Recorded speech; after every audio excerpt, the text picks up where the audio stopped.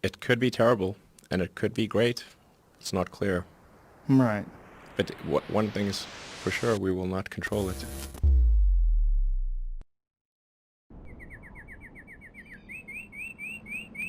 Go is arguably the most complex board game in existence. Its goal is simple: surround more territory than your opponent. This game has been played by humans for the past 2,500 years and is thought to be the oldest board game still being played today. However, it's not only humans that are playing this game now. In 2016, Google DeepMind's AlphaGo beat 18-time world champion Lee Sedol in 4 out of 5 games. Now, normally a computer beating a human at a game like chess or checkers wouldn't be that impressive, but Go is different. Go cannot be solved by brute force. Go cannot be predicted. There are over 10 to the 170 moves possible in Go. To put that into perspective, there are only 10 to the 80 atoms in the observable universe. AlphaGo was trained using data from real human Go games. It ran through millions of games and learned the techniques used and even made up new ones that no one had ever seen. And this is very impressive alone. However, what many people don't know is that only a year after AlphaGo's victory over Lee Sedol, a brand new AI called AlphaGo Zero beat the original AlphaGo. Not in 4 out of 5 games, not in 5 out of 5 games, not in 10 out of 10 games, but beat AlphaGo 100 to 0, 100 games in a row. The most impressive part? It learned how to play with zero human interaction. This technique is more powerful than any previous version. Why? It isn't restricted to human knowledge. No data was given, no historical figures were given. With just the bare bones rules, AlphaGo Zero surpassed the previous AlphaGo in only 40 days of learning. In only 40 days, it surpassed over 2,500 years of strategy and knowledge. It only played against itself and is now regarded as the best Go player in the world, even though it isn't human. But wait, if this AI learned how to play without any human interaction, made up strategies of its own, and then beat us with those strategies, then that means there is more non-human knowledge about Go than there is human. And if we continue to develop artificial intelligence, then that means there's going to be more and more non-human intelligence. Eventually, there's going to be a point where we represent the minority of intelligence, maybe even a very minuscule amount. That's fine though, we can just turn it off, right? It's a thought, but think. When modern day humans began to take over the planet, why didn't the chimps and Neanderthals turn us off? If this artificial intelligence becomes super intelligent and learns through and is connected to the internet, well, we can't just shut down the entire internet, there's no off switch. So what happens if we end up stuck with AI that is constantly and exponentially getting smarter than we are? What if it gets to a point that us humans get in the way, and the AI hits the off switch on humanity?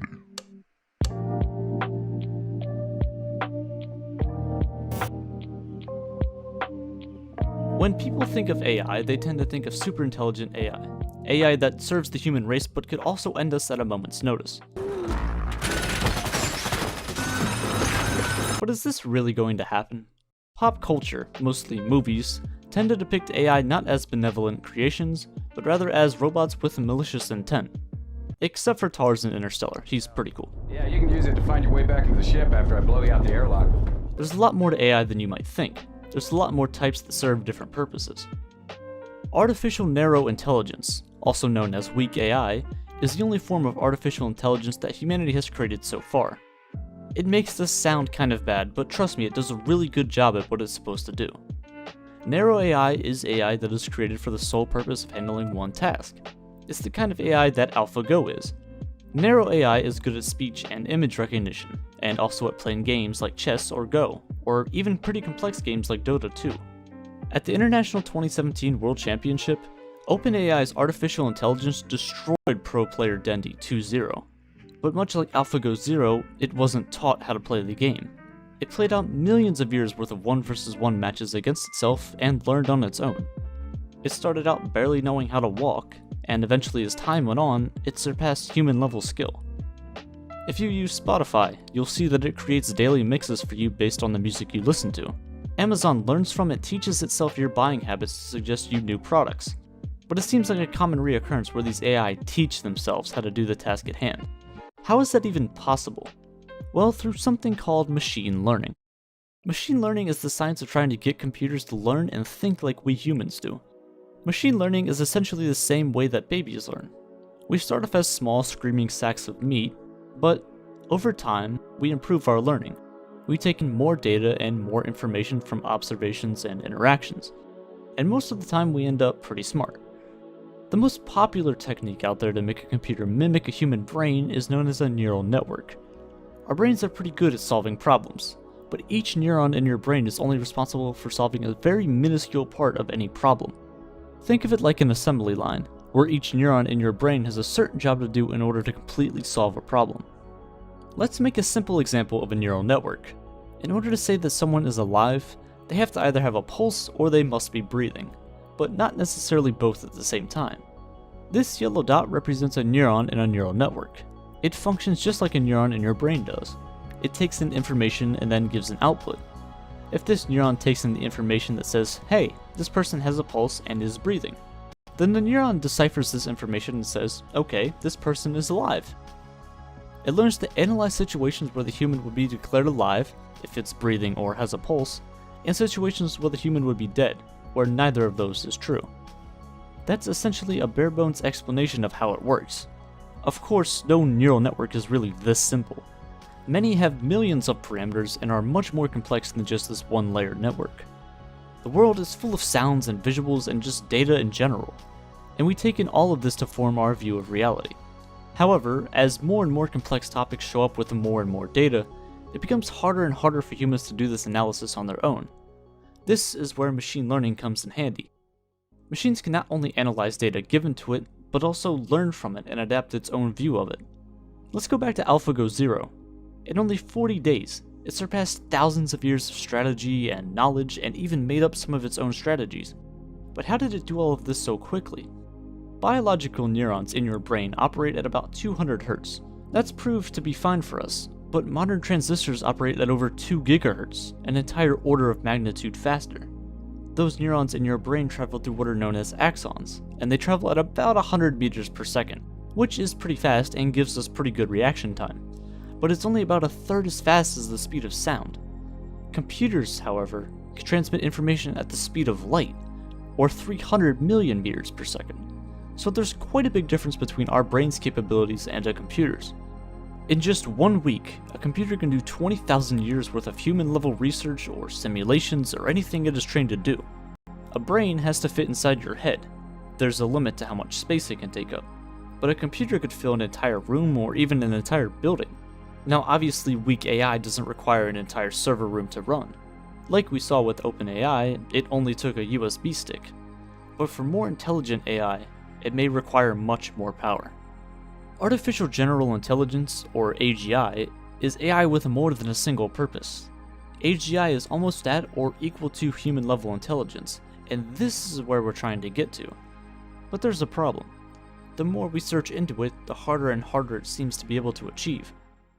Think about how you perceive things. When someone asks you a complicated question, you have to sort through a ton of unrelated thoughts and observations, and articulate a concise response to that question. This isn't exactly the easiest thing for a computer to achieve. See, humans aren't able to process information at the speed of light like computers can, but we can plan things. We can think of smart ways to solve problems without having to brute force through every option. Getting a computer to human-level thinking is hard. We humans can create things, we invent things. We create societies and play games and laugh. These are all very hard things to teach a computer. How can you teach a computer to create something that doesn't exist or hasn't even been thought of? And what would be its incentive to do so? I believe AGI, or strong AI, is the most important artificial intelligence to be created, and here's why. Machine learning is exponential, meaning that it starts off rather slow, but there's a certain tipping point where things start to speed up drastically. The difference between weak AI and strong AI is millions of times larger than the difference between strong AI and super intelligent AI.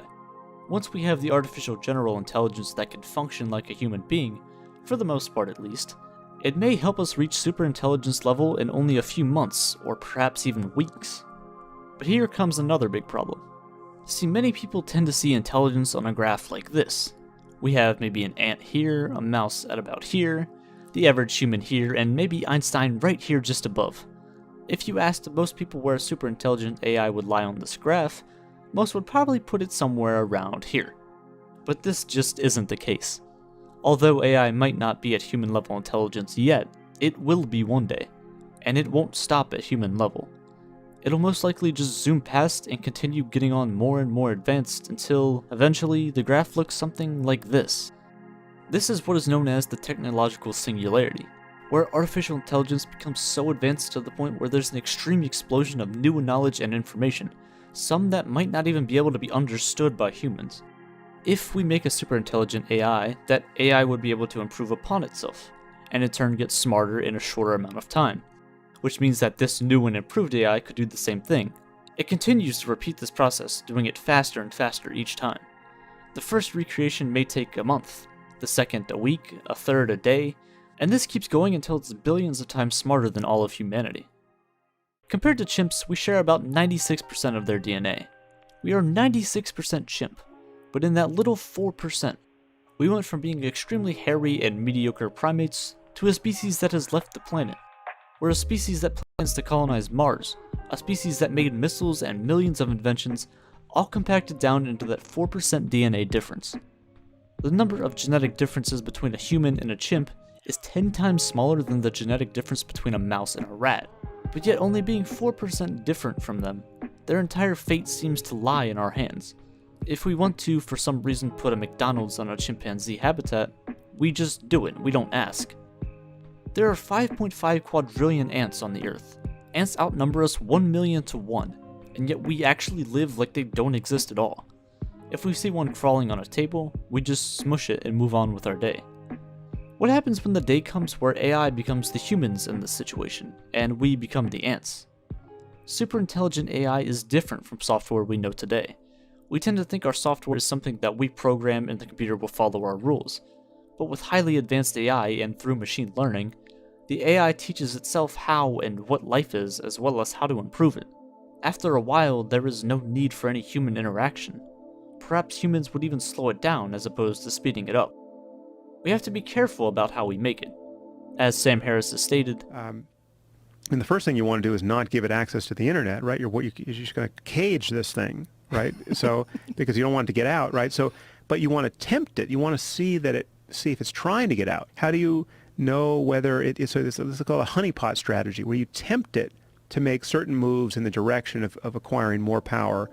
For example, if we're somehow able to give a super intelligent AI orders and it follows those orders, it may just take the quickest and easiest route to solve them. Just because we make a super intelligent AI, that doesn't mean that it's going to be wise. See, there's a difference between intelligence and wisdom.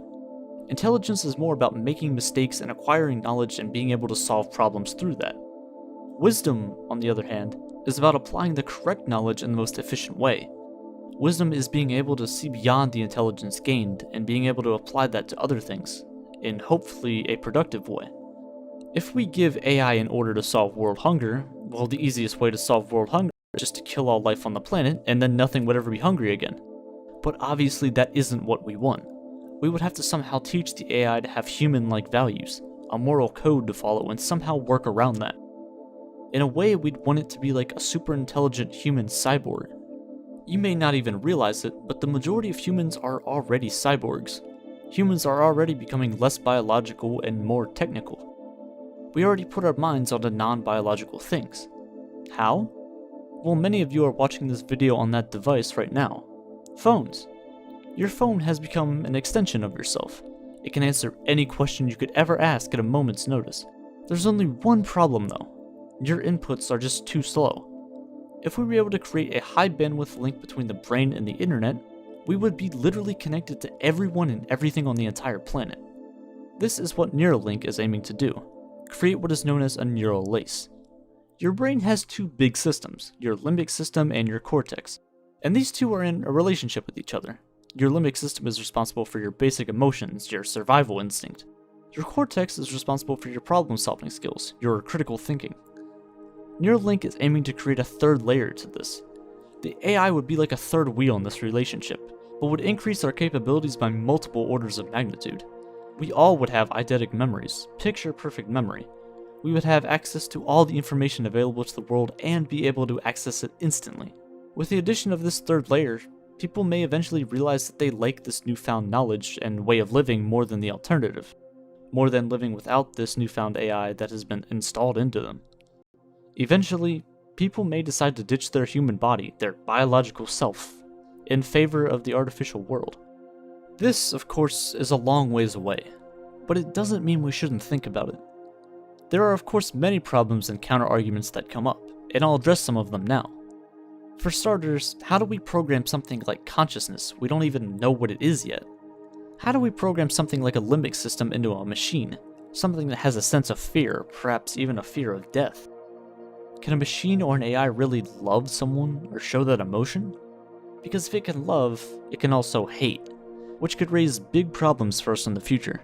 This is a fear of many people when the idea of superintelligent AI is brought up. The biggest and most pressing question is, will it be pleasant or will it be hateful? Could it even be either of those things in the first place, and more importantly, is it even necessary? Sure, a superintelligent AI would have all the information in the world at its disposal, but then again, so do you and I. So do all of the people in the world with very radical views. Who's to say that a superintelligent AI wouldn't adopt these views as its own, and then decide to execute on those instead of what we had planned? Sure, it's possible that a superintelligent AI could improve upon itself using knowledge it gained, but then again, it isn't pulling random improvements out of thin air. It's not just going to unite quantum mechanics and general relativity with raw mathematics. What if some of its upgrades needed experiments to be run? What if it needs more information? Is it just going to make it up? This leads into, what if the AI learned to lie, and then decides to lie to us about its accomplishments for its own selfish reasons? It's also possible that the progress of computing will slow down, and it looks like it already is. I mean, look at airplanes. In the past 100 years, we went from this to this. But like many things, there's a threshold that is hard to get past. But if we do get past this barrier, the upsides could be tremendous. It's almost obvious that superintelligent AI has the capability of making humanity billions of times better than it is today. But on the flip side, it could also be used as a weapon. Just think, like I said before, if this thing is running for a week and has access to all of the world's information, it could make over 20,000 years of technological progress. You let this thing run for 6 months, and you could potentially have 500,000 years or even more of technological progress. Imagine if this got into the wrong hands, and imagine the repercussions it would have. When you Google something, not only are you giving out data and telling a potential artificial intelligence what you're thinking, you're also telling it how you're thinking. We feed it all of our questions, all of our answers. If we were going to try and program a limbic system into an AI, we would be teaching an artificial intelligence what we're afraid of. Out of all the data in the world, over 90% of it has been created in the past 3 years. AI learned how to recognize faces. It learned how to recognize voices. It learns languages and then will eventually translate between them all seamlessly. This knowledge and information train could continue until it has went through all 100% of this data. This is why artificial intelligence is such an important topic. Superintelligent AI is the last invention that humanity will ever make. Once it's invented, it can't be uninvented. The technology and developments that could possibly turn the human species into immortal, godlike figures is coincidentally the same technology that could also cause the downfall of humanity. Many people are resistant to the AI because they fear it may have some of the negative traits that we humans do. It may be greedy, it may lie, it may be selfish, it may be rebellious, it may be short-tempered. The power of superintelligent AI is there, patiently waiting to be found. But the question is, do we actually want to find it?